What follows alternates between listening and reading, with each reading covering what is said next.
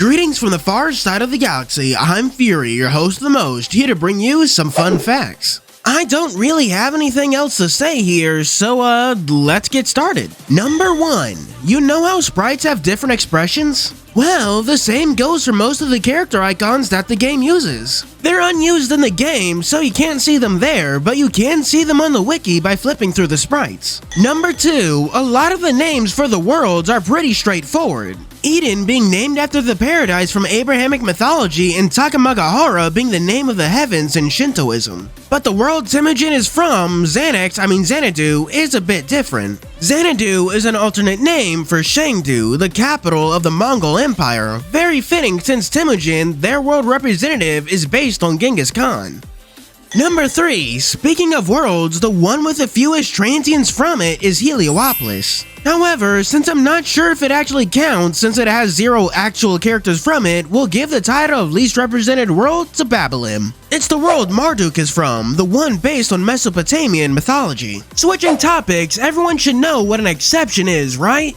Exceptions are transients that have been excluded from the game due to their ability to break the game. While the specific reasons they were excluded is never said, we can infer the reasons by seeing what their rules and roles do. Which takes us to fact number 4. Yogg-Sothoth is an exception due to his ability to freeze things in time. He could break the game if he froze the trophy, preventing anyone from actually getting it, or even freezing the players, preventing anyone from even playing. Number 5. Thor is an exception because his rule of infinitude creates infinite power, essentially meaning that if Thor was in Tokyo, nothing would be able to beat him in a fight, let alone stop him. Number 6. Fisher King was excluded due to their ability to create an endless army of the dead. The game's never supposed to end, but I don't think an immortal army is the way that's supposed to happen.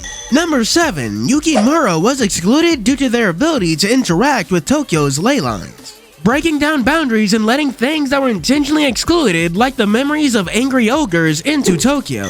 Number 8. The Witch of Orleans was excluded for the opposite reason. Those chains prevent things from leaving, surpassing even the powers of the transient light. Number 9. Mahakala was blocked because he exists across 2 worlds. Aside from sharing Shiva's ability for destruction, the app itself literally can't comprehend something like that, so he was left out. Not sure about Lamu though. Maybe we'll figure it out once Chapter 13 finally gets translated. Number 10. You know how Dagon's unit is Infernal attribute? The attribute associated most with Housamo shadows? Well, that's a reference to his most famous story, the Shadow over Innsmouth.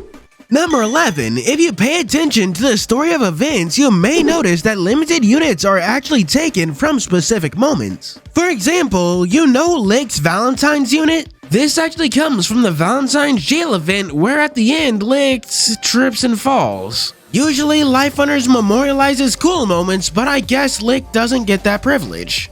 Those of you who've taken English class should know that foils are 2 opposing things in a story meant to highlight a difference. But did you know that the 3 true guilds and the 3 main Shinjuku guilds are foils to each other? Number 12. The Berserkers are foils to the Warmongers. One fights for sport while the other fights for blood. Number 13. The Missionaries are foils to the Invaders. One spreads their message through peace, while the others spread their message by force. And number 14. The Tycoons are foils to the Rule Makers. One finds success within the rules, and well, the other makes them. Furthering this point, did you know that the guildmasters of the 3 Shinjuku guilds and the leaders of the 3 true guilds are also foils? Number 15. Claude and Yoritomo have opposing methods. Claude is always very direct with what he wants, while Yoritomo relies on cunning and guile. Number 16. Maria and Perun have opposing artifacts. Her thorns can share the pain, while the pauldron on Perun's shoulder can reject any attack. Number 17. Licht and Michael have opposing personalities. Licht is afflicted with crippling self-doubt, while Michael never even stops to think if he's wrong. Number 18. The Tycoons and the Rule Makers get foiled even further through their second-in-commands. Melusine and Amaterasu have opposing determinations. Melusine is willing to do anything for Licht, while Amaterasu needs Oz's help to get anything done. Number 19. You know the phrase Yasuyori uses when activating his sacred artifact? Petals flutter and leaves fall. Life is so very fleeting. Blade of falling leaves, dosukoi. Ever wonder what that last word, dosukoi, means? Well, the answer is nothing.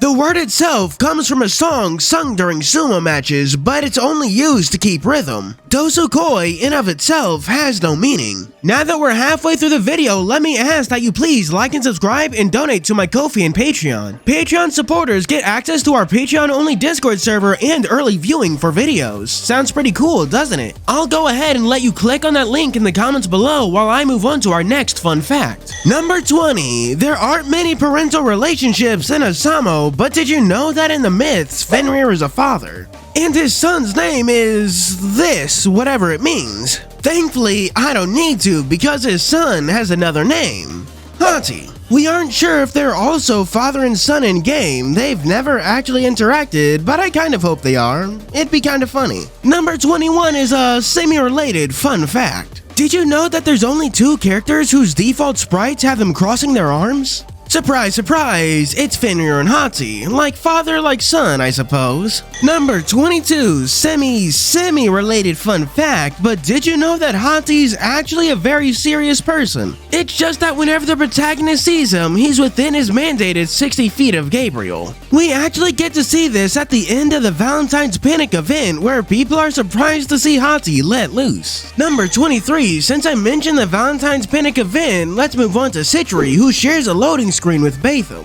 While we don't know what Batham did or said, we do know that Citri is calling him a playboy asshole. Moving over to an actually cool cat, sorry Citri, we have Snow. He's from the world of Shangri-La, which is based on Buddhism, and he has many references to the religion in his design, which is fact number 24. He has manji on his jacket, and his apron and chakra arms have lotuses on them. Even his tie, which is hard to see, has an endless knot.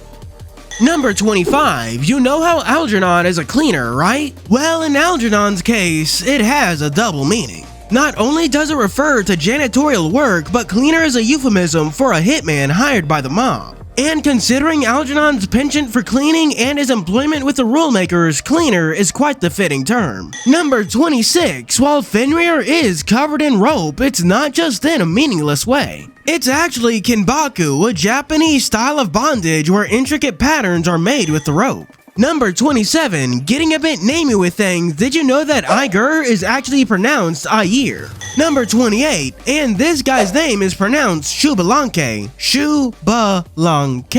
Shubalanke. Number 29. Keeping this name thing going, did you know that Heracles actually means glory of Hera in Greek? Number 30. And how Heracles got this name is actually disputed. Some say it was Zeus trying to appease his wife for conceiving another bastard, and others say it was more spiteful, a way of saying that the trials Hera would force upon him would only make him a legend. Number 31. You know how Housamo has shadow characters? Well, that's taken from Jungian psychology, where the shadow are parts of ourselves that we repress and ignore. That's why shadows in the game are often described as incomplete pieces of a whole. They're quite literally parts and past of transients that have been cut off and tossed aside during their trip to Tokyo. Number 32. In Chapter 13, it's revealed that Sanat Kumara is Hogan's shadow. Number 33. Did you know that Christine didn't always look like this? Here's an old version of her design, and yeah, the one we have now is definitely much better.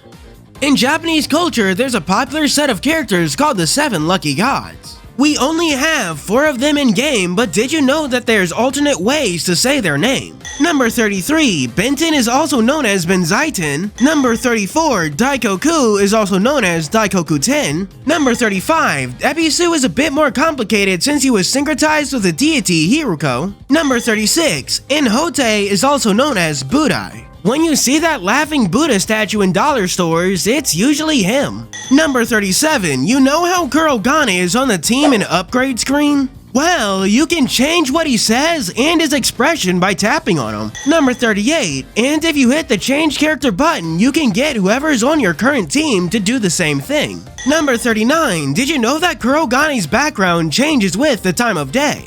There's one for morning, school time, after school, evening, and night, and Kurogane has different greetings for each of them. And finally, fun fact number 40, also known as my excuse to put Shenong in the thumbnail of this video. Remember what I said last fun fact video about Valiant types, meaning they have someone else's artifact? Well, Shenong's 4-star is Valiant type, so where's his second artifact? If Shenong's artifact is his Viscera, then you may guess that his second artifact is that syringe, but you're looking a little too far ahead. You've got to look past his very broad chest to that flag, Aurora Borealis really, behind him. It has the power to predict the future, and wherever it waves, a war will always happen. In his home world, he used this ability to rush to the battlefield ready to administer aid before the battle even happened. The video may be over, but we aren't since we still have our Patreon shoutouts. For our 3 stars, we have 87 Werehog, Zoro Richao, and Deku. For 4 stars, we have Miki Moon, who will find their one way. And for our Super D-Tuber special 5-star shoutouts, we have Unknown RC, who's a disaster of passion. Then Vanilla Flower, who will play the hero till they die. And Poor Mage, who will be the mirror of the world. And finally, Mahagasaur, who will grow like a weed, naturally, as a matter of course. Thank you for watching. Remember to like and subscribe and check out my Ko-fi and Patreon. As always, this is your host FUURI signing out.